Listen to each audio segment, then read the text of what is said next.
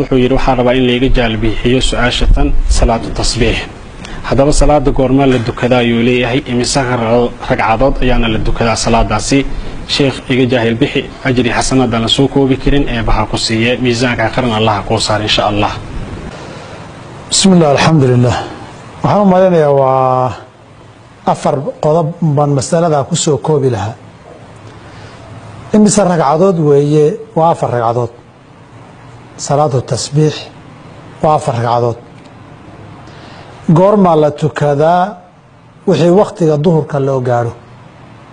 riwaayadka Abu Daawud iyo wariyaan fa idha zaalat ash-shamsu ilayhi qaabkee baa loo tukadaa waa afar ragcadood mid weyn la wadaagaan salaadii inteedii kale oo suuradii faatixada la aqrinayay waxay la wadaagaan suurad ka dambaysa in la akhriyo ragcad walba faatixada iyo suurad ka dambaysa la akhriyo tasbiix waxa loogu bixiyay ragcad walba 75 jeer ayaad subhanallahi walhamdulillahi wala ilaha illa allah wallahu akbar dhihi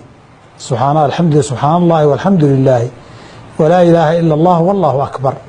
ba 75 jeer baa la oranayaa 6 mawqic ama goobood waa 10 hal midna waa 15 taagnida faatixada iyo suurada markaad dhamayso 15 jeer baad ku celin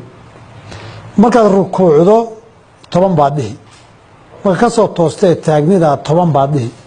sujuuda koobaad 10 baad dhihi fadhiga labada sujuud u dhaxeeyana 10 baad dhihi sujuuda labaadna 10 baad dhihi marka sujuuda labaad ka soo kacday intaadan istaaginna waa yar hakan oo 10 jeer baad dhihi lixda rukuucda iyo taagnida ka dambaysa iyo labada sujuudood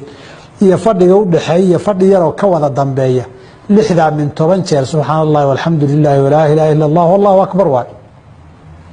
taagnida horana suurad iyo faatixada iyo suurada marka dhamaysa 15 jeer waa tawa 75 hadii afar ragcadood lagu dhuftaay waa 300 salaad afarteeda ragcadood 300 jeer baa subhanallahi walhamdulillahi wala ilaha illa allah wallahu akbar la oranaya ragcad walbana saasa loo oranaya inuu soo sheegnay tana waa qaabka loo tukanayo tan ugu qodobka ugu dambeeya liiban waxa weeye fadliga ay leedahay asalku waa nabiga la hadlayay sallallahu alayhi wasallam adeerkiis Abbas radiyallahu anhu warda ba wuxuu yiri ma ku sheega wax faa'iido badan oo khayr badan oo dambigaaga mid ka yar iyo mid ka weyn kii hore iyo ka dambe kii cusub iyo kii qadiim ah ee horeba dunuubtaas oo dhan lagu dhaafayo markaasoo nabigu salaadan baray sallallahu alayhi wasallam wuxuu yiri hadaad awoodo maalintii martuko haday kugu adkaato usbuuci martuko haday kugu adkaato bishii martuko haday kugu adkaato sanadkii martuko hadii aad kari weydana cimrigaaga intaad nooshahay mar tuko sida loo tukanayo fadligeediyo intaasaan ku soo koobi asalkuna waa xadiidka nabiga alayhi salaam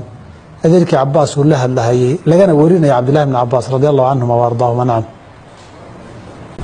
jazakallahu